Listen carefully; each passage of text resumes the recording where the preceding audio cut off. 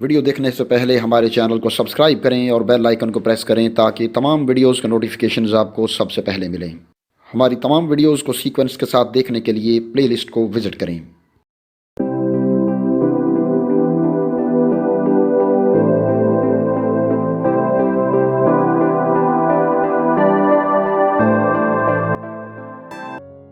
अस्सलाम वालेकुम नाज़रीन।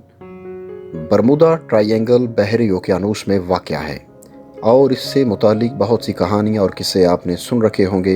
1945 में जब अमरीकी फ़ज़ाइया के फ्लोरिडा से उड़ने वाले 5 हवाई जहाज़ तैयारे गायब हुए, तब ये ट्रायंगल मंजर आम पर लाई गई। इन जहाज़ों को बहुत तलाश किया गया लेकिन कहीं सुराग ना मिल सका। आखिर जब ऐसे बहुत से वाक़यात रूनमा होते रहे जिनमें हवाई जहाज़ और कश्तियाँ फ्लोरिडा और मियामी के समंदर से गुज़रते हुए कहीं गायब हो जाती, तो इन वाक़यात का रुख बरमूदा ट्रायंगल की तरफ मोड़ा जाने लगा। नतीजा ये निकला कि एक ऐसी मसनूई और ख़ुद साख्ता तकून वजूद में लाई गई जो कि इंसान और इंसानियत के लिए एक राज रखा जा सके, और जब वक्त आए तो ज़रूरत महसूस हो तो उस जगह से कुछ ज़ाहिर करके लोगों के जहनों पर काबू पाया जा सके और बताया जा सके कि हमारा नजात दहिंदा, इंसानियत को बचाने वाला और यहूदियों और ईसाइयों के कुछ फ़िरक़ों के मुताबिक उनका मालिक यानी दज्जाल आ चुका है। आप लोग शायद हैरान होंगे कि बरमूदा ट्रायंगल से बात का रुख एकदम दज्जाल की तरफ कैसे मुड़ गया, लेकिन इंशाअल्लाह इसके बारे में आपको वाज़िया दलाइल दिए जाएंगे कि इस बरमूदा ट्रायंगल और दज्जाल में क्या मुमासलत पाई जाती है।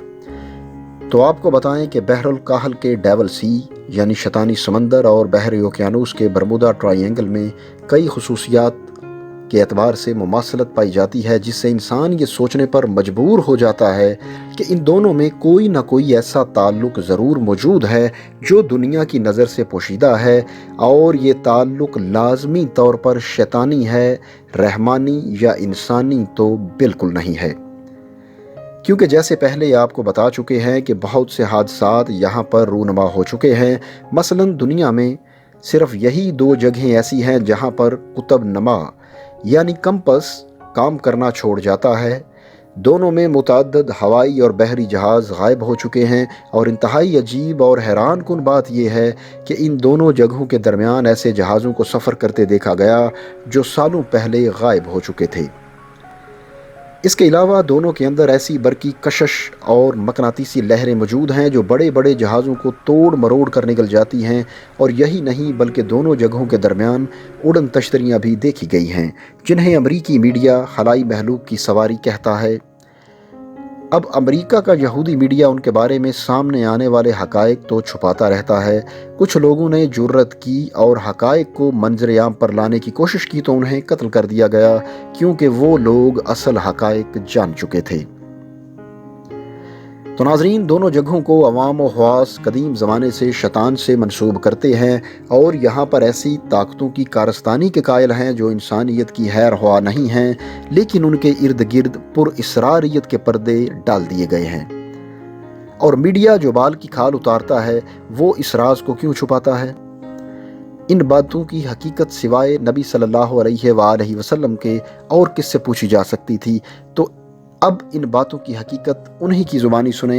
ये हदीस आपकी स्क्रीन पर चल रही हैं। इस हदीस की रोशनी में जानते हैं कि दज्जाल की हकीकत क्या है। नाज़रीन, आपकी स्क्रीन पर यह हदीस चल रही है, दज्जाल के जसूस का बयान।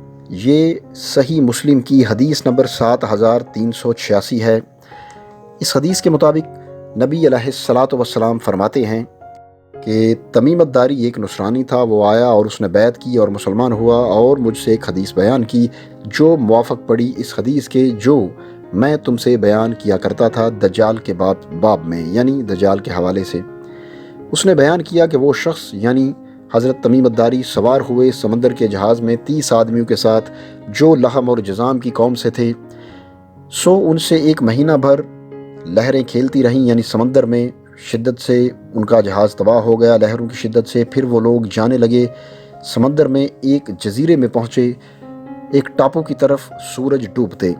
फिर जहाज़ से पलवार यानी छोटी कश्ती में बैठे और टापू यानी जजीरे में दाखिल हुए। वहाँ उनको एक जानवर भारी दुम बहुत बालों वाला मिला कि उसका अगला या पिछला हिस्सा मालूम ना होता था। بالوں کے ہجوم کی وجہ سے، تو لوگوں نے اس سے کہا کہ اے کمبخت، تو کیا چیز ہے؟ اس نے کہا کہ میں جاسوس ہوں۔ لوگوں نے کہا جاسوس کیا؟ اس نے کہا اس مرد کے پاس چلو جو دیر میں ہے، اس واسطے کہ وہ تمہاری خبر کا بہت مشتاق ہے۔ تمیم نے کہا جب اس نے مرد کا نام لیا تو ہم اس جانور سے ڈرے کہ کہیں شیطان نہ ہو۔ تمیم نے کہا پھر ہم چلے دوڑتے یہاں تک کہ دیر میں داخل ہوئے، یعنی خانقاہ یا کوئی ٹیمپل تھا، وہاں پر داخل ہوئے۔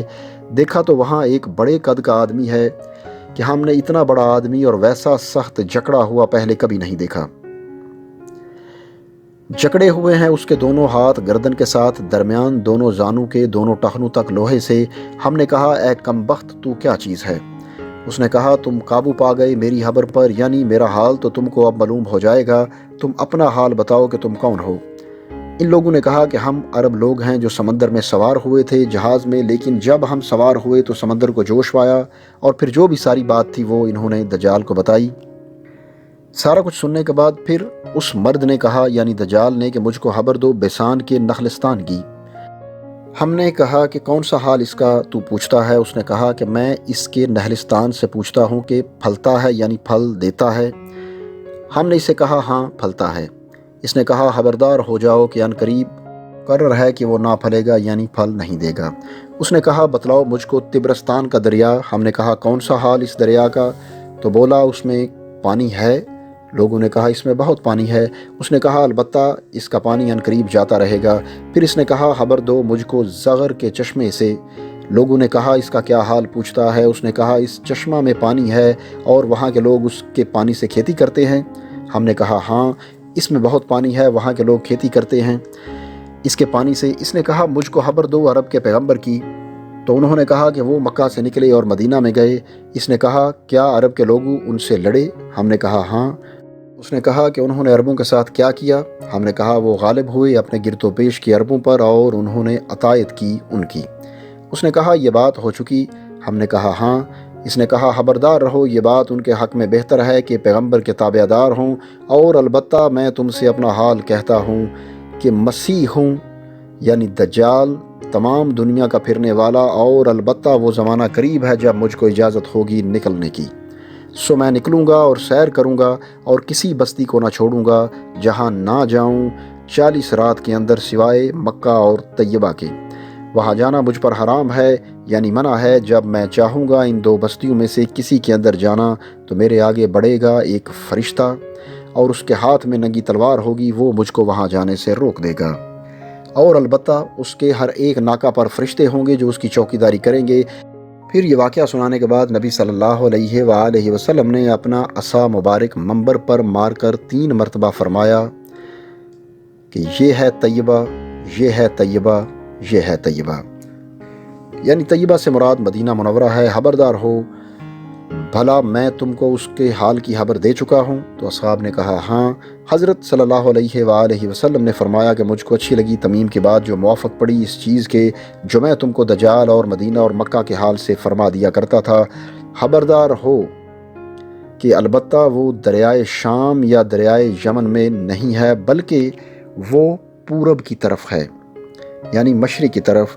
وہ پورب کی طرف ہے، وہ پورب کی طرف ہے، یعنی نبی علیہ السلام نے یہ 3 دفعہ فرمایا۔ پورب کی طرف بحر ہند ہے، شاید دجال بحر ہند کے کسی جزیرے میں ہو، اور آپ نے اشارہ کیا پورب کی طرف یعنی مشرق کی طرف۔ ناظرین اس حدیث سے معلوم ہوتا ہے کہ دجال پیدا ہو چکا ہے اور اب وہ اپنی رہائی یعنی خروج کی اجازت ملنے کا منتظر ہے۔ اس کے رہنے کی جگہ ایک بے آباد جزیرہ ہے، اس کے کرندے اسے لمحہ بلمحہ دنیا اور انسانوں کے معاملات سے آگاہ کرتے ہیں، اور خروج کے بعد اسے غیر معمولی طاقتیں دی جائیں گی۔ اب سوال یہ پیدا ہوتا ہے کہ کیا ہم کہہ سکتے ہیں کہ برمودا ٹرائی اینگل ہی دجال کا اصل مقام ہے؟ جو بھی وہاں پر جانے کی کوشش کرے تو اس کا نام و نشان صفحہ ہستی سے مٹا دیا جاتا ہے۔ تو ناظرین اس حدیث میں آخر پر غور کریں جس میں نبی علیہ الصلاۃ والسلام نے فرمایا کہ دجال مشرق کی طرف ہے۔ اب جزیرۃ العرب سے مشرق کی طرف دیکھا جائے تو 2 جگہیں ہی ایسی ہیں جنہیں مغرب کے عیسائی بھی شیطانی سمندر، شیطانی جزیرے یا جہنم کا دروازہ مانتے ہیں، اور مزے کی بات یہ ہے کہ دونوں کا آخری سرا امریکہ سے جا ملتا ہے۔ مشرق بعید میں بحر الکاہل کے غیر آباد اور ویران جزائر آتے ہیں، ان کے ارد گرد خوفناک پانیوں کا نام ہی شیطانی سمندر یعنی ڈیول سی رکھ دیا گیا ہے، لیکن سوچنے کی بات یہ ہے کہ یہ نام یعنی شیطانی سمندر مغرب اور خصوصاً عیسائیوں نے ہی کیوں رکھا؟ اگر مسلمان یہ نام رکھتے تو بات سمجھ میں آنا آسان تھا، لیکن ابھی یہ ہمارا موضوع نہیں ہے۔ ابھی ہم یہ دیکھتے ہیں کہ کیا واقعی برمودا ٹرائی اینگل کا تعلق دجال سے ہے۔ تو خواتین و حضرات، اس حدیث کے الفاظ دوبارہ پڑھیں۔ دجال مشرق میں ہے، چونکہ زمین گول ہے تو اس لیے آپ عمومی طور پر مشرق کی طرف اشارہ کریں تو وہ اس کی گولائی کی وجہ سے مغرب یعنی بحر الکاہل تک پہنچے گا، لیکن یہ اس حدیث کی ایک مبہم اور غیر واضح تعویل ہے۔ اس سے آگے ایک مضبوط تعویل مصری محقق عیسیٰ داؤد نے اپنی کتاب مثلث برمودا میں کی ہے۔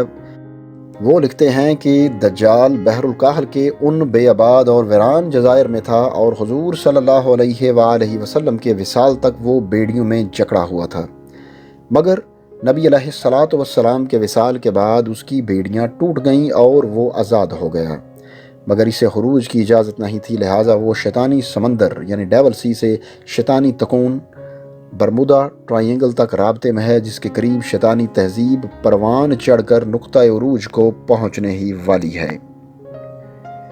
تو ناظرین، ویسے تو قرب قیامت میں دجال کے منظر عام پر آ جانے کی کافی نشانیاں ہیں جو آپ ہمارے چینل پر پلے لسٹ میں دیکھ سکتے ہیں، لیکن جہاں تک صحیح مسلم کی اس حدیث میں موجود دجال کے حضرت تمیم الداری رضی اللہ تعالیٰ عنہ سے کیے جانے والے 3 اہم اور بنیادی سوالات کا تعلق ہے، وہ سوالات دجال نے اس لیے کیے تھے کیونکہ اسے پتا تھا کہ یہ 3 نشانیاں پوری ہوں گی تو اسے خروج کی مکمل اجازت مل جائے گی۔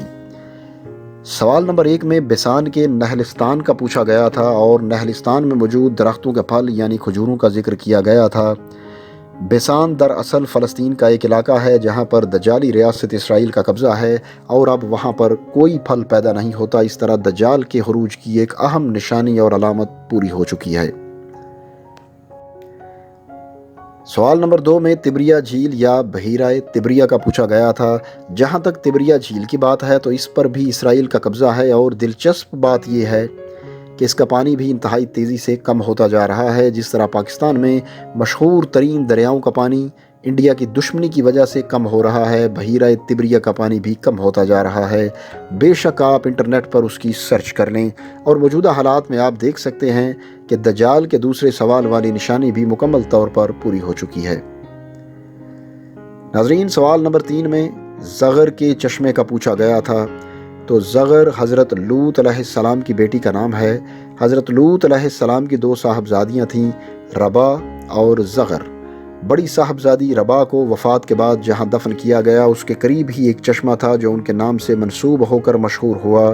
اسی طرح چھوٹی صاحبزادی زغر کی تدفین بھی ایک چشمے کے قریب ہوئی اور وہ چشمہ زغر کے نام سے مشہور ہو گیا۔ دجال کی تحقیق اور تجسس کے عین مطابق یہ تیسری جگہ بھی دجالی ریاست اسرائیل میں ہی واقع ہے اور اس کا پانی پوری طرح خشک ہوتے ہی دجال کو نکلنے کی اجازت مل جائے گی۔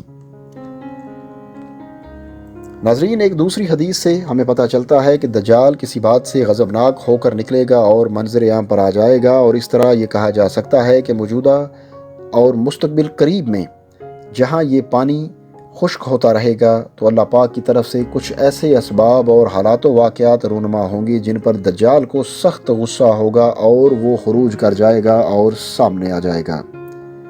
اب وہ کون سی بات ہوگی یا واقعات کیا ہوں گے، یہ سب غیب کی باتیں ہیں، لیکن اتنا ضرور سمجھ لیں کہ وہ دجالی ریاست اسرائیل، ان کے دجالی چمچوں یعنی صہیونیوں اور یہودیوں، دجال پرست عیسائیوں اور دیگر غیر مسلم مذاہب کے دجالی چیلوں یا پھر نام نہاد مسلمانوں کے خلاف ہی کچھ ایسا ہوگا، تبھی تو وہ اتنا غصے میں آئے گا۔ اللہ پاک ہمیں دجال کے اس فتنہ عظیم سے اپنی حفظ و امان میں رکھے۔ اگر ہوش مندی سے دیکھا جائے تو ایسا محسوس ہوتا ہے کہ اب دجال کے خروج کا زمانہ زیادہ دور نہیں رہا، اس لیے اس فتنہ سے بچنے کے لیے ہمیں اپنی قوت ایمانی حاصل کرنا ہوگی۔ صرف یہی وہ حل ہے جس کے ذریعے باطل اور اہل باطل کو ہر محاذ پر شکست دی جا سکتی ہے۔ اللہ تعالی ہم سب کو دجال کے فتنے سے محفوظ رکھے اور ہمیں ہمارے ایمان کو مضبوط کرنے کی توفیق عطا فرمائے، آمین۔ ناظرین، اگر یہ ویڈیو آپ کو اچھی لگے تو اسے اپنے دوستوں کے ساتھ ضرور شیئر کریں اور کمنٹ سیکشن میں اپنی رائے کا اظہار بھی ضرور کریں۔ اس کے علاوہ چینل پر نئے آنے والے دوستوں سے گزارش ہے کہ اگر ابھی تک انہوں نے ہمارا چینل سبسکرائب نہیں کیا تو سبسکرائب کرتے ہوئے ساتھ موجود بیل یعنی گھنٹی کے نشان کو بھی دبائیں تاکہ ہماری علمی، ادبی اور تاریخی ویڈیوز کے نوٹیفیکیشنز باقاعدگی سے آپ کو ملتے رہیں۔ اگلی ویڈیو آنے تک ہمیں اجازت دیجیے۔ اللہ حافظ۔